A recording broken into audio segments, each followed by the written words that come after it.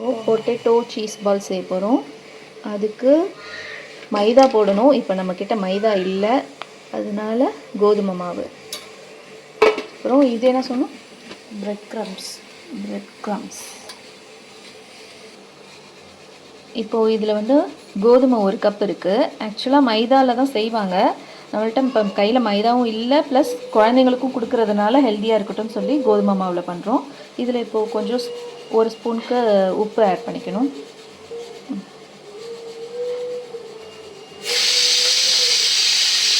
இந்த பக்கம் உருளைக்கிழங்கு பாயில் பண்ணிகிட்ருக்கோம். இதையும் காட்டுறேன், ஒரு நிமிஷம். குக்கரில் உருளைக்கிழங்கு பாயில் பண்ணியிருக்கிறோம். 3 விசில் விட்டுட்டு நல்லா ஸ்மாஷ் பண்ணணும், அதனால் நல்லா வேக வச்சுருங்க. அப்புறம் இந்த கோதுமை மாவில் தண்ணி கொஞ்சம் கொஞ்சமாக சேர்த்து அந்த சீஸ் பாலை டிப் பண்ணி எடுக்கிற அளவுக்கு அந்த கன்சிஸ்டன்சியில் நம்ம ப்ரிப்பேர் பண்ணிக்கணும். கட்டி இல்லாமல் பண்ணிக்கணுமா.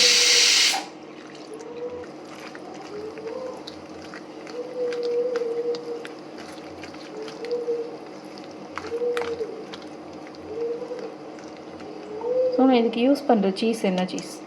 Mozzarella cheese. அதை உங்களுக்கு காட்டுறேன், ஒரு நிமிஷம். இந்த சீஸ் தான் இது, பீஸா சீஸ், மொசரெல்லா சீஸ். அமுலில் கிடைக்கிது, பார்த்துக்கோங்க. நீங்களும் ட்ரை பண்ணுங்கள்.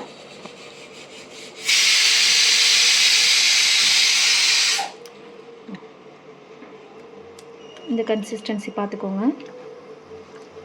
ரொம்ப கெட்டியாகவும் இருக்கக்கூடாது, ரொம்ப தண்ணியாகவும் இருக்கக்கூடாது.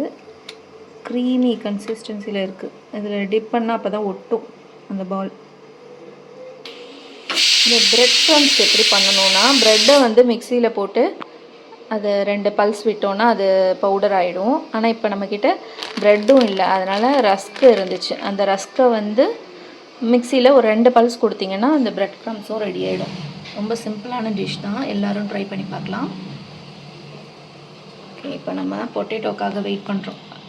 அந்த பாயில் ஆனோடனே ஸ்மாஷ் பண்ணி பாலாக செஞ்சு இதில் டிப் பண்ணி பிரெட் க்ரம்ஸ்லேயும் ஒரு பெரட்டிட்டு ஆயிலில் போட்டு எடுத்துட்டோன்னா ரெடி. பொட்டேட்டோ நல்லா பாயில் ஆகிடுச்சு. இப்போ தோலை உரிச்சிட்டு நல்லா ஸ்மாஷ் பண்ணிக்கணும்.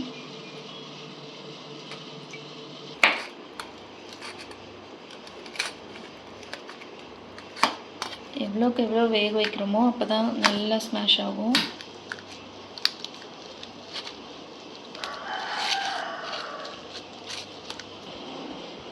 இப்போது இதில் கொஞ்சம் திங்ஸ்லாம் ஆட் பண்ணணும். அது என்னென்னு பார்க்கலாம். சால்ட்டு, பொட்டேட்டோ வேக வைக்கும் போதே கொஞ்சம் உப்பு ஆட் பண்ணிக்கோங்க.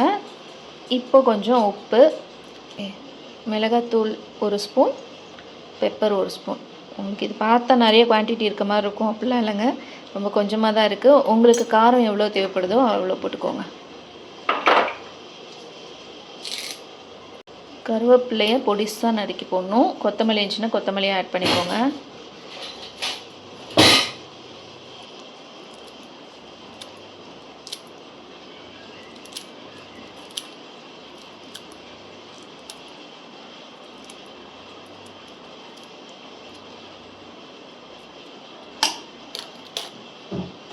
இது கூட சீஸ் கொஞ்சம் ஆட் பண்ணிக்கோங்க. அப்புறம் பிரெட் க்ரம்ஸும் கொஞ்சம் போட்டுட்டா தான் அது பாலாக பிடிப்போம்ல, அப்போ ஈஸியாக இருக்கும், நமக்கு அந்த க்ரிப் இருக்கும். எப்போயாவது ஈவினிங் ஸ்நாக்ஸ் சாப்பிடணும் போல் இருந்துச்சுன்னா ஈஸியாக செய்கிறதுக்கான ஒரு ரெசிபி.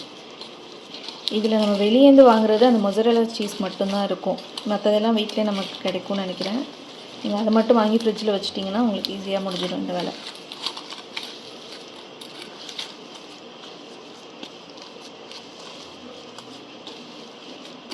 இது வந்து குழந்தைங்களுக்கு கொடுக்கலாம், ஏன்னா வெயிட் கெயின் ஆகும். பாயில்டு பொட்டேட்டோ, மொசரெல்லா சீஸு, இது எல்லாமே வெயிட் கெயினுக்கான இது. அதனால தான் நாங்கள் வந்து மைதா மாவில் பண்ணாமல் கோதுமை மாவு ப்ரிஃபர் பண்ணுறோம்.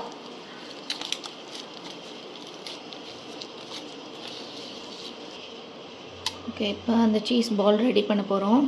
அதுக்கு இந்த வேக வச்ச உருளைக்கிழங்க நல்லா உருண்டை பிடிச்சிக்கோங்க. அது சென்டரில் அந்த மொசரெல்லா சீஸ் இருக்குல்ல, அதை வச்சு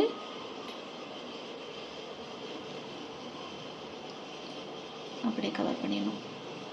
அந்த சீஸ் வந்து உள்ளே இருக்கணும், அந்த மாதிரி ரெடி பண்ணிக்கணும்.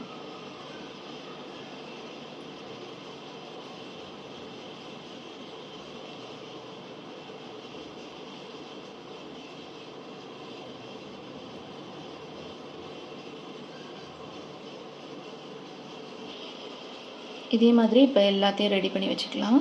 பாருங்கள், இப்போ வெளியே அந்த சீஸே தெரியாது. நல்லா சீஸ் உள்ளே இருக்கணும், அப்போ தான் அது மெல்ட் ஆகி வெளியே வராது. ஓகே, இப்போ எல்லாத்தையும் ரெடி பண்ணிவிட்டு சொல்கிறேன்.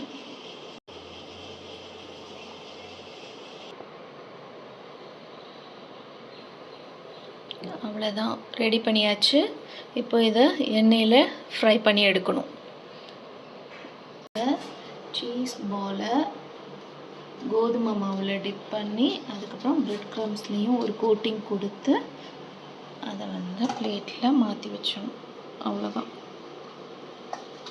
அதுக்கப்புறம் ஆயிலில் ஃப்ரை பண்ணி எடுக்கணும். பிரெட் க்ரம்ஸ் தான் வெளியே வந்து ஒரு மாதிரி கிறிஸ்பியான ஒரு கோட்டிங் கொடுக்கும். ஃப்ரை பண்ணதுக்கப்புறம் உங்களுக்கு டிஃப்ரென்ஸ் தெரியும் பாருங்கள்.